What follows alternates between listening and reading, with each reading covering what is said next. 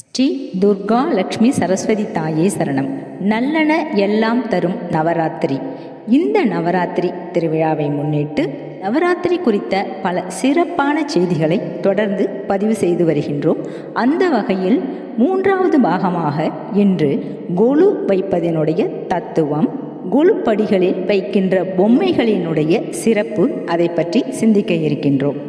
யாதுமாகி நின்றாய் காளி, எங்கும் நீ நிறைந்தாய், தீது நன்மையெல்லாம் காளி தெய்வ லீலை என்றோ. இதை பாடியவர் நமது மகாகவி பாரதி. பாரதியார் நவராத்திரி பாடலையும் மகாசக்தி மகா காளிக்காகவும் பாடிய கவிதைகளை ஒருமுறை கொலுவின் முன் அமர்ந்து நவராத்திரி திருவிழாவில் பாராயணம் செய்தால் இன்னும் பலன் கிடைக்கும் என்பது எனது நம்பிக்கை. இது எனது சிறு விண்ணப்பம். உலகில் வாழும் அனைத்து ஜீவராசிகளுக்கும் அன்னையே மூல முதற் பொருளாக இருக்கின்றாள். அவளினுடைய பேரொருளை கொண்டாடும் நவராத்திரி திருவிழாவில் ஏன் கொலுவை வைக்கின்றோம், அந்த கொலுவில் மண் பொம்மைகளை வரிசை கிரமமாக அடுக்கி வைக்கின்றோம் என்று சற்றே சிந்திப்போம். அதாவது உலகில் வாழும் அத்துணை ஜீவராசிகளும் இறுதியில் தெய்வ நிலையை அடைய வேண்டும் என்று அந்த ஜெகன் மாதாவின் கருணாபூர்வமான சிந்தனையை மனிதர்கள் எப்பொழுதும் மனதில் கொள்ள வேண்டும். அதாவது ஓரறிவு கொண்ட உயிர்களும் ஆகட்டும், இல்லை 6 அறிவு படைத்த மனிதனாகட்டும், அதற்கு மேலே இருக்கிற ஞானிகள் யோகிகள் ஆகட்டும், எல்லோருமே இறுதியாக தெய்வ நிலையை தான் அடைகின்றார்கள்.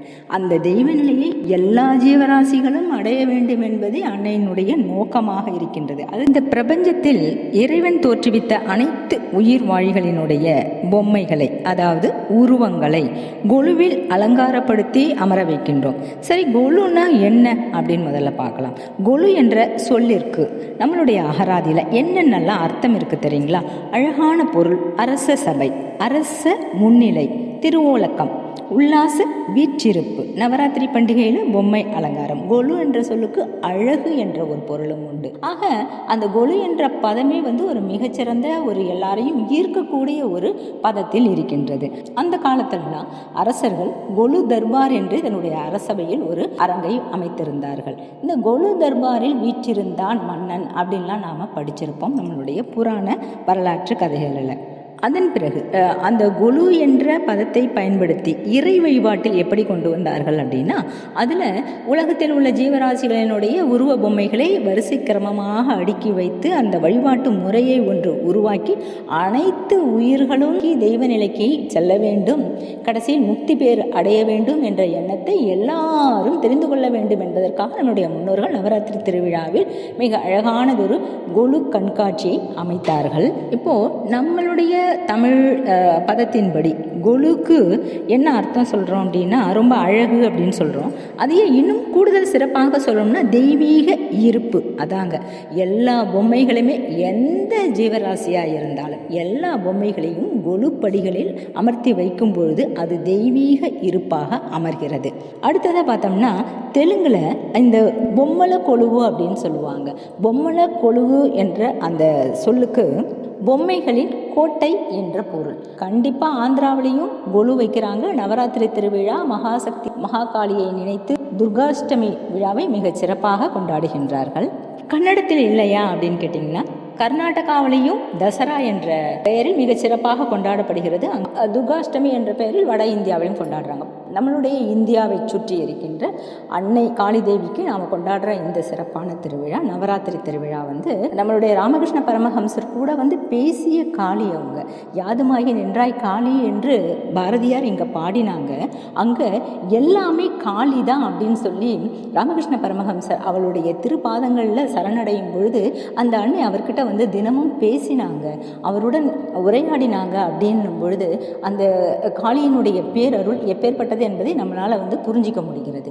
அப்புறம் இந்த பக்கம் பார்த்திங்கன்னா ஆதிசங்கரருக்கு சரஸ்வதி தேவியாக காட்சி கொடுத்தாள் அப்படின்னு பார்க்குறோம். இந்த பக்கம் காளிதாசருக்கு, அபிராம பட்டருக்கு, இப்படியாக நம்ம நிறைய விதத்தில் அம்பாள் பல விதங்களில் நம்மளுடைய பக்தர்களுக்காக அவள் காட்சி கொடுத்து அவளுடைய வரங்களை அளித்திருக்கின்றாள். அப்படிப்பட்ட மகாசக்தியை, காளியை, அபிராம வள்ளியை, அண்டத்தின் நாயகியை கொலுவில் வீட்டிருக்க வைத்து அவளுக்கு அந்த 3 நாள் நாம் 3 நாட்களாக பிரித்து திருவிழாவை நாம் கொண்டாடுறோம். அன்னையை நம்மளுடைய சிந்தையில் பதித்து வைக்கின்றோம். சரி, இந்த அளவுக்கு நவராத்திரி திருவிழாவில் மகாசக்திக்கு நாம் எந்த அளவுக்கு இடம் கொடுக்கின்றோம் என்று தெரிந்து கொண்டோம். இப்போ கொலு வைக்கின்ற முறை எப்படி அப்படின்றத பற்றி சற்றே கொஞ்சம் சிந்திக்கலாம். இப்போ என்னென்னா, நம்ம வீட்டுக்கு ஒரு புதுசாக ஒரு விருந்தினர் வராங்கன்னு வச்சுக்கோங்களேன், கண்டிப்பாக நம்ம வீட்டெல்லாம் ஒழுங்குபடுத்தி சீர்படுத்தி வைப்போம். அந்த மாதிரி நாம் அன்னையை நம்ம வீட்டுக்கு அழைக்க போகிறோம் இல்லைங்களா, கொலுவின் மூலமாக. அப்போ அந்த கொலு வைக்கிறதுக்கு முன்னாடி வீட்டை சுத்தப்படுத்தி அவங்களுக்கான இருப்பிடத்தை அழகாக அமைச்சிடுவோம் முன்னாடியே.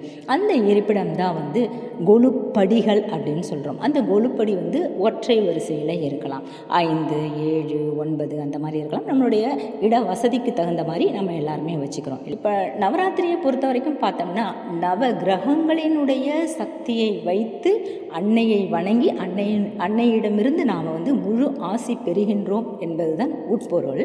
அது இல்லாமல் நம்ம இந்த நவம் என்ற சொல்லுக்கு நிறைய முக்கியத்துவம் நம்மளுடைய முன்னோர்கள் கொடுத்துருக்காங்க. அதை பற்றி நம்ம எல்லாருக்குமே தெரியும். சரி, இந்த படிகளில் வைக்கின்ற பொம்மைகள் எப்படிப்பட்ட பொம்மைகள் அப்படின்னு பார்த்தோம்னா, மண் பொம்மைகள்.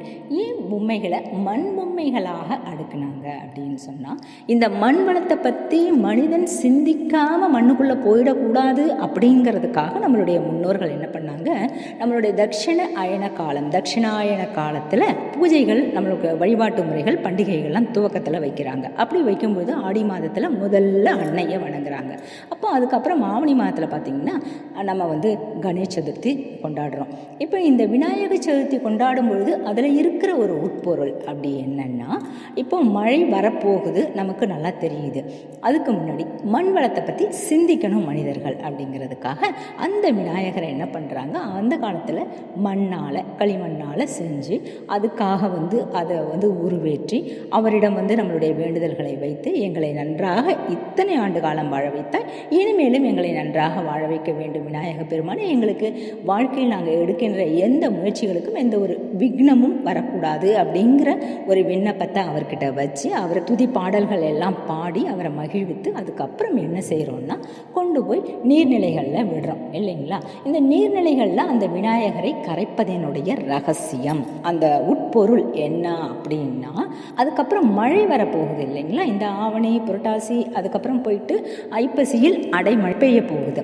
அப்போ என்ன பண்ணுவாங்க நம்மளுடைய முன்னோர்கள், எவ்வளோ அறிவார்ந்த மக்கள், நம்மளுடைய ஒவ்வொரு பக்தி செயலுக்காகட்டும் இல்லை நம்மளுடைய விரத முறைகளாகட்டும் எல்லாமே விஞ்ஞானத்தை, அறிவியலை உள்ளடக்கியது என்பதை ஒவ்வொரு நேரத்திலும் நாம் சிந்திக்க வேண்டும். விநாயகரை பக்தியோடு நாம் கொண்டு போய் நீர்நிலைகளில் சேர்க்கும் பொழுது அந்த மண்ணெல்லாம் என்ன பண்ணும், அந்த நீர்நிலைகளில் பெருக்கை வெளியில் செல்ல விடாமல். எப்படின்னு கேட்குறீங்களா, எவ்வளோதான் அணை கட்டி வச்சுருந்தா கூட இயற்கை பேரழிவுன்னு வந்துட்டால் அதை எந்த கட்டுக்குள்ளேயும் வைக்க முடியாது.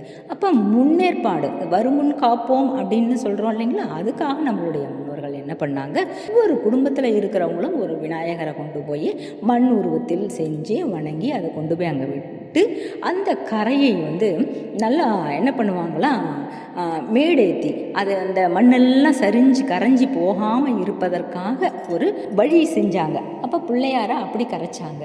ஆனால் கொலுவில் வைக்கிற மண் பொம்மைகளுக்கு என்ன தாத்பரியம் அப்படிங்கிறது தோணணும் இல்லைங்களா. பஞ்சபூதங்களோடு இணைந்தது தான் மனித வாழ்க்கை. இல்லை, உலகத்தில் இருக்கிற ஜீவராசிகள் எல்லாத்துக்குமே பஞ்சபூதங்கள் தான் ஆதாரமாக இருக்கின்றது. நிலம், நீர், காற்று, தீ, ஆகாயம், இது எல்லாமே மனிதனை சுற்றி இருக்குது. இதில் இருக்கிற மண்ணை கொண்டு பொம்மைகள் செய்வதன் மூலமாக அந்த மண்ணுக்கு நாம் வணக்கம் செய்கிறோம், மரியாதை செய்கின்றோம், அதை தெய்வமாக நம்ம நினைக்கணும்.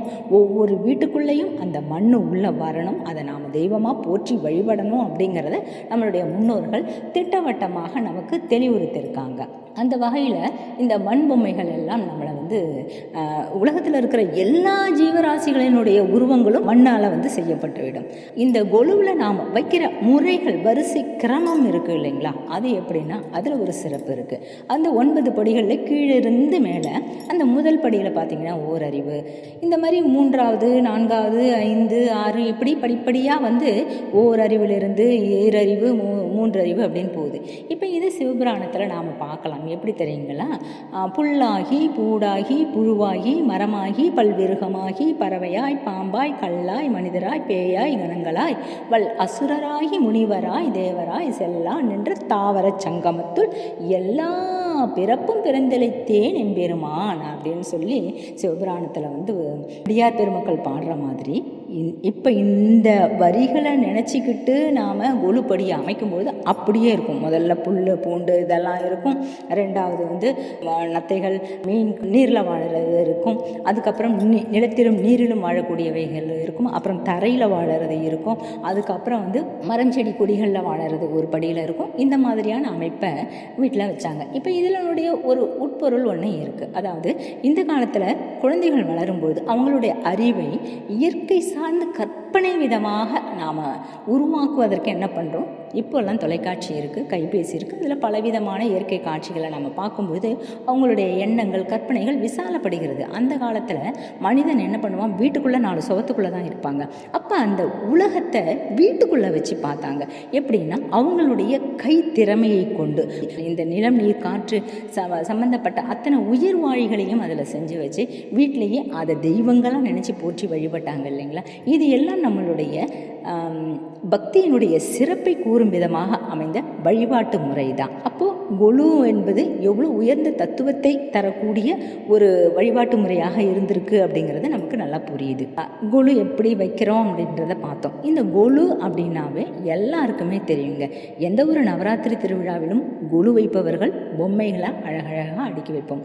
அந்த 2 பொம்மைகள் மரப்பாச்சி பொம்மைகள். இந்த மரப்பாச்சி பொம்மைகளுக்கு ஒரு தனி சிறப்பு இருக்குங்க. இந்த மரப்பாச்சி பொம்மை வந்து தலைமுறைகளை வந்து தாங்கி வருகின்ற பொக்கிஷமாக இருக்குது அப்படிங்கிறது எல்லாருக்குமே தெரியும். இப்போல்லாம் கால ஓட்டத்தில் கொஞ்சம் கொஞ்சமாக அது மறைஞ்சிட்டு வருது. அந்த காலத்தில் திருமணம் நடக்கும் பொழுது தாய் வீட்டு சீதனமாக கடைசியாக போகும்பொழுது அந்த மணப்பெண்ணுக்கு என்ன பண்ணுவாங்க? அந்த மரப்பாச்சி பொம்மைகளை ஒரு ஜோடி பொம்மைகளை கொடுப்பாங்க. ஆண் 1 பெண் உருவம் 1. ஒரு ஜோடி பொம்மைகள் வந்து அவங்களுக்கு இந்த உலக வாழ்வினுடைய தத்துவத்தை சொல்லக்கூடியதாக இருக்கும். இந்த பொம்மைக்கு என்ன சிறப்புன்னு அப்படின்னு முதல்ல பார்க்கலாங்க. மரப்பாச்சி பொம்மையே வந்து எதில் செய்வாங்கன்னா கருங்காலி மரத்தில் தான் செய்வாங்க. இந்த கருங்காலி கட்டைக்கு நானாத கோடாரி அப்படின்னு சொல்லி ஔவையார் பாடுவாங்க பாருங்க. அந்த கருங்காலி கட்டை வந்து அவ்வளோ உறுதியானது. அதை வந்து ஒரு சாதாரணத்தை உடைக்கவே முடியாது. அதில் ஒரு பெரிய சிறப்பு இருக்குது அப்படின்னா அது வந்து தெய்வீக சக்தி நிறைந்த மரமாக இருந்திருக்கு. அதனால் என்ன பண்ணியிருக்காங்க மன்னர்கள் அந்த காலத்தில் அதை வந்து அரசு உடைமையாக ஆக்கியிருக்காங்களே தவிர அதை வந்து பொதுமக்களுடைய பயன்பாட்டிற்கு அதை கொடுக்கவே இல்லை. கருங்காலி மரத்திலான பொருட்களை அவங்களுடைய அரண்மனைக்கு மட்டுமே பயன்படுத்தி இருக்கின்றார்கள். சமஸ்தானத்து மன்னர்களுடைய இந்த குறுகிய எண்ணத்தினால என்ன ஆயிடுச்சுன்னா அதனுடைய விளைச்சல் வந்து இல்லாமல் போயிடுச்சு. ஆனால் இப்போவும் என்ன சொல்லுவாங்கன்னா ஆந்திராவில் குண்டூர் பக்கம் வந்து இந்த கருங்காலி மரங்கள் நிறைய கிடைக்கின்றது அப்படின்னு சொல்லுவாங்க. ஏன் அதை அவ்வளோ சிறப்பாக அதை வந்து பொக்கிஷமாக பார்த்து வந்தாங்க அப்படின்னு சொன்னால் அந்த கருங்காலி மரத்திற்கு தெய்வீக சக்தி உண்டு. அது நம்ம வீட்டில் ஒரு சிறு துண்டு இருந்தால் கூட எந்த வந்து காற்று கருப்பு பில்லி சூனியம் அந்த மாதிரியான எந்த ஒரு தீய சக்திகளுமே நம்மளை அண்டாது அப்படிங்கிற ஒரு நம்பிக்கை இருந்திருக்கு. 2வது முக்கியமான தகவல் என்ன அப்படின்னா அந்த கருங்காலி கட்டையாலான மரப்பாச்சி பொம்மைகளை சிறு குழந்தைகள் பல் முளைக்கும் பொழுதே அவங்களுக்கு கொடுக்கும்பொழுது அதை வந்து அவங்க அந்த பல் ஊறும்பொழுது அதை சப்புவாங்க. அந்த சப்பி அதை சாப்பிடும்போது அதில் இருக்கிற அந்த மருந்து பொருட்கள் உள்ளே சென்று அவங்களுக்கு எந்த ஒரு பிணியுமே வரவிடாமல் அந்த கருங்காலி மரம் வந்து எவ்வளோ உறுதியாக இருக்குதோ அந்த மாதிரி அந்த குழந்தைகள் வளருவார்கள் என்ற நம்பிக்கை வந்து நம்மளுடைய முன்னோர்கள்கிட்ட இருந்திருக்கு. அதனால் ஆரம்ப காலத்திலேயே குழந்தை வளரும்பொழுதே என்ன பண்ணிடுவாங்க அந்த மரப்பாச்சி பொம்மைகளை அவங்கள்ட்ட கொடுத்துருவாங்க. இத்தனை சிறப்பு வாய்ந்த அந்த கருங்காலி மரத்திலான மரப்பாச்சி பொம்மைகளை நம்மளுடைய மக்கள் என்ன பண்ணாங்க கொலுவில் அழகாக அலங்காரப்படுத்தி ஒவ்வொரு ஆண்டும் புது புது வண்ணங்களில் புது புது துணிகளை அதுக்கு அணிவித்து புது புது நகைகளை ஆடை ஆபரணங்களை அணிவித்து அதை அழகு செய்து எங்கள் வீட்டில் மரப்பாச்சி பொம்மை இருக்குது பாருங்க அப்படின்னு தனியாக காட்டுற மாதிரி அதை வந்து அலங்காரம் செஞ்சு வைப்பாங்க. இந்த அலங்கார பொம்மைகள் வந்து பெண்ணுக்கு தாய் வீட்டு சீதனமாக அளிக்கப்பட்டு அதுக்கப்புறம் அது அந்த குடும்பத்திலிருந்து அந்த பெண்ணு போகும்பொழுது அவங்க வீட்டுக்கு அடுத்த தலைமுறையை தாங்கி நிற்கின்ற பொக்கிஷமாக அந்த கருங்காலி மரப்பாச்சி பொம்மைகள் இருந்திருக்கு. இனிமே கொலு வைக்கிறவங்க கண்டிப்பாக மரப்பாச்சி பொம்மைகளை எங்கே இருந்தாலும் தேடி வாங்கிட்டு வந்துடுங்க. அதிகமாக எங்கே கிடைக்கிது அப்படின்னா திருப்பதியில் கிடைக்கின்றது என்ற செய்தியையும் உங்களுக்கு தர விரும்புகின்றேன். இந்த வகையில் இந்த நவராத்திரி திருவிழாவின் போது துர்கா மாதாவை பற்றி சிந்திக்கின்ற இந்த வேளையில் அவளுடைய பேரருளை அவளுடைய கடைக்கன் பார்வையில் விழுந்து நம்மளும் வந்து பரிபூரண ஆசிகளை அவளிடமிருந்து பெற வேண்டும் என்ற நோக்கில் இந்த பதிவை உங்களுக்கு தருகின்றேன். இத்துணை நேரம் இந்த சிறப்பானதொரு தகவலை காது கொடுத்து கேட்ட, கண்டு கேட்டு ரசித்த அத்துணை ஆன்மீக பக்தர்களுக்கும் எனது நெஞ்சார்ந்த நன்றியை தெரிவித்துக் கொள்கின்றேன். எவ்வுயிர் மின்புற்றிருக்க என்று எல்லாம் வல்ல இறைவனிடம் பிரார்த்தனை செய்து நிறைவு செய்கின்றேன். நன்றி, வணக்கம்.